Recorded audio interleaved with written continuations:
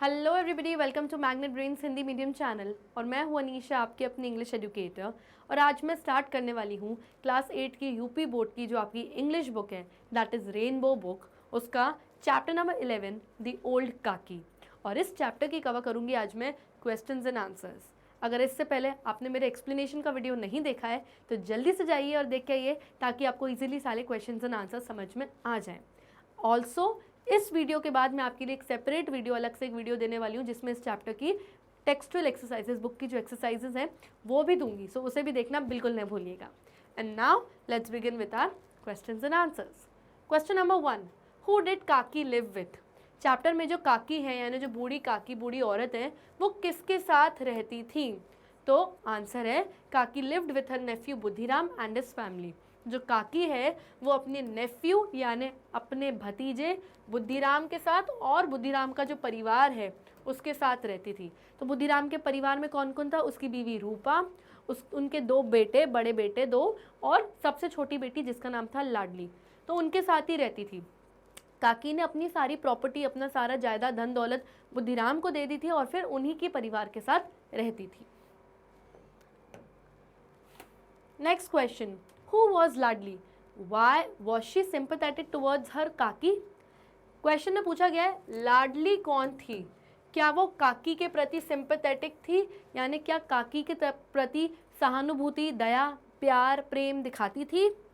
क्योंकि लाडली के जो माता पिता हैं बुद्धिराम और रूपा, वो काकी की बिल्कुल इज्जत नहीं करते थे, और लाडली के दोनों बड़े भाई भी काकी को बहुत परेशान करते थे और उनका मजाक उड़ाते थे, इतना कि काकी रो पड़ती थी। लेकिन उस परिवार में सिर्फ लाडली ही ऐसी थी जो काकी की तरफ सहानुभूति दिखाती थी।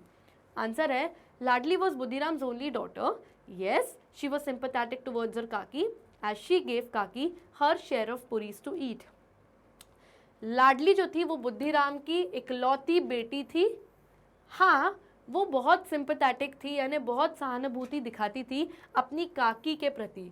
ये हमें कैसे पता चलता है? ये हमें ऐसे पता चलता है कि घर में जब उनके सबसे बड़े भाई का, यानी बुद्धिराम के सबसे बड़े बेटे की जब सगाई का समारोह चल रहा था, शादी का प्रोग्राम चल रहा था, सगाई का, तब पूरियाँ तल रही थी और रूपा ने खाने को नहीं दी थी काकी को पूरियाँ। तो लाडली ने जो अपना शेयर, यानी अपने हिस्से की जो पूरियाँ थी, वो पूरी की पूरी काकी को खाने के लिए दे दी, क्योंकि इसके माता पिता बुद्धिराम और रूपा ने बहुत बुरा व्यवहार किया था काकी से, जो देखकर लाडली को बिल्कुल अच्छा नहीं लगा, और उसने अपने हिस्से की पूरियाँ खाने के लिए किसको दे दी थी?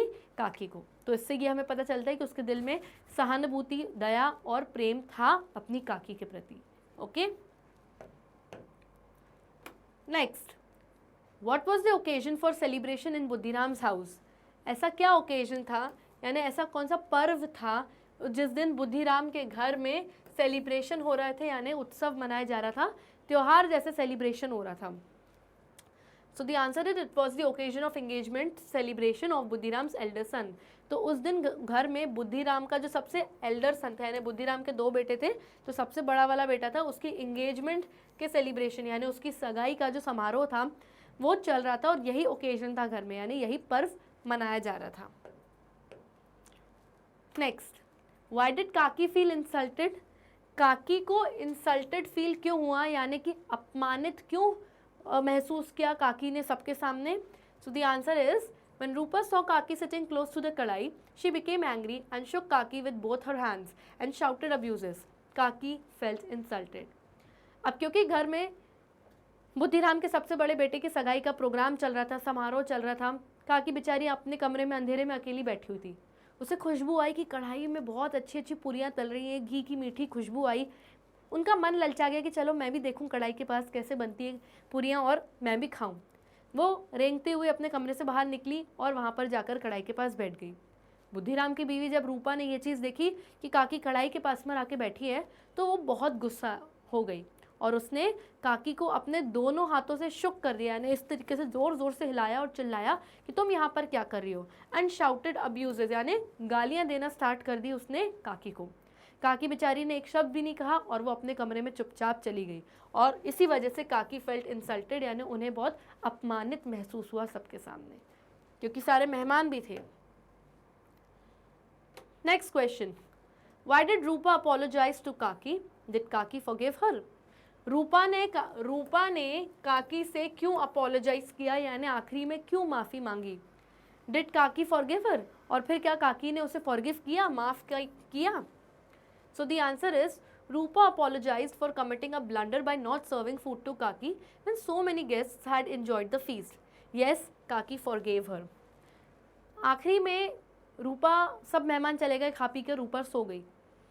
लाडली जो कि रूपा की सबसे छोटी बेटी थी, उसने अपने हिस्से की पूरियां बचा के रखी और काकी के कमरे में गई और कहा काकी तुम खाओ। उससे बेचारी काकी को और भूख लगी थी तो उसने कहा अपनी माँ से जाके और पूरियां ले आओ। बेचारी लाडली कहती है कि अगर मैं अपनी माँ को उठाऊंगी तो वो इस वक्त और गुस्सा होंगे कि मुझे नींद में से क्यों उठाया। तो काकी कहती ठीक है, मुझे उस जगह पर ले जाओ जहाँ सारे मेहमानों ने खाना खाया।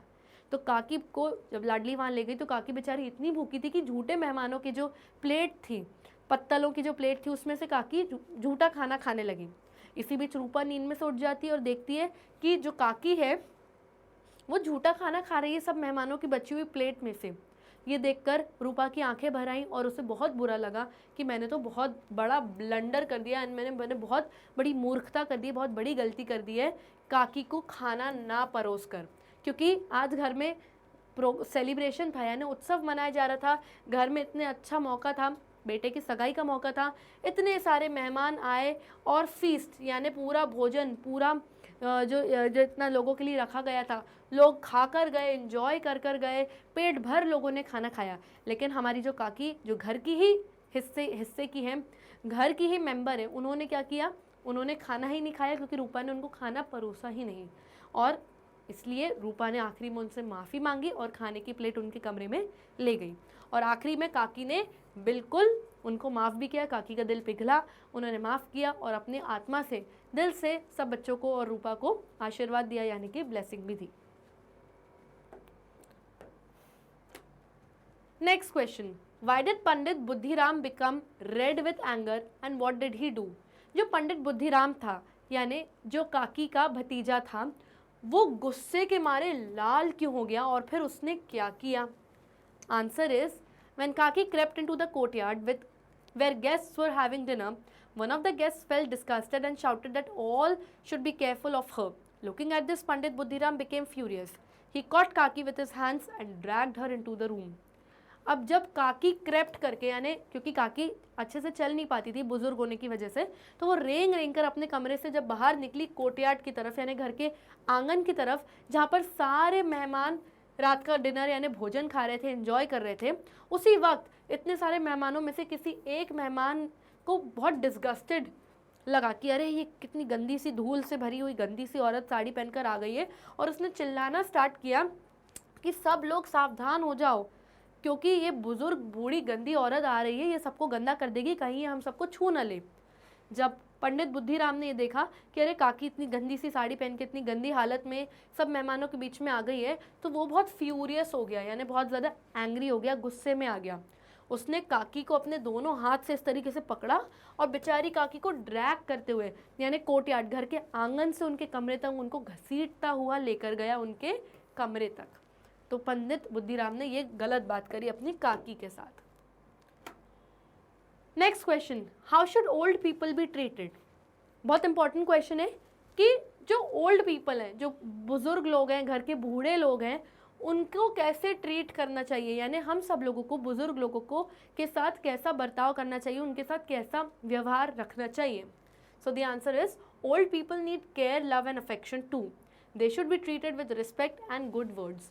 जैसे सब लोगों को इस दुनिया में प्यार, स्नेह, सम्मान चाहिए, वैसे जो बूढ़े लोग हैं उनको भी केयर की ज़रूरत है, यानी देखभाल की ज़रूरत है, प्यार चाहिए, अफेक्शन यानी स्नेह चाहिए। उनको भी उतनी ही रिस्पेक्ट, उतना ही सम्मान देना चाहिए जो हम सब एक दूसरे को घर में देते हैं। एंड गुड वर्ड्स, यानी उनके साथ अच्छे शब्द और सम्मानीय शब्दों से उनसे बात करनी चाहिए, ना कि उन्हें अब्यूज़ यानी गाली नहीं देना चाहिए। तो सबको बुढ़ापा आना एक दिन, अगर हम अपने माँ बाप या अपने दादा दादी या घर में रहने वाले किसी भी बुजुर्ग के साथ हम गलत करेंगे तो याद रखिए भगवान की जो घड़ी है वो ज़रूर घूमती है, आपको भी बुढ़ापा आएगा और आपके साथ भी शायद वो सब चीज़ें ज़रूर से करेंगे आपके बच्चे। इसलिए हमेशा अपने बुजुर्गों का आशीर्वाद लीजिए, उनसे प्यार से बात करिए, उनको सम्मान दीजिए, क्योंकि उस उम्र में सिर्फ सम्मान और प्यार ही चाहिए, बाकी सब तो उन्होंने अपनी ज़िंदगी में जी ही लिया है। Okay, so children, with this we come to the end of this session. I hope आपको ये क्वेश्चंस एंड आंसर समझ में आ गए होंगे। इस वीडियो के बाद आपको अलग से मैं वीडियो देने वाली हूँ जिसमें इस चैप्टर के एक्सरसाइजेज हैं बुक की, so do not forget to watch that video also.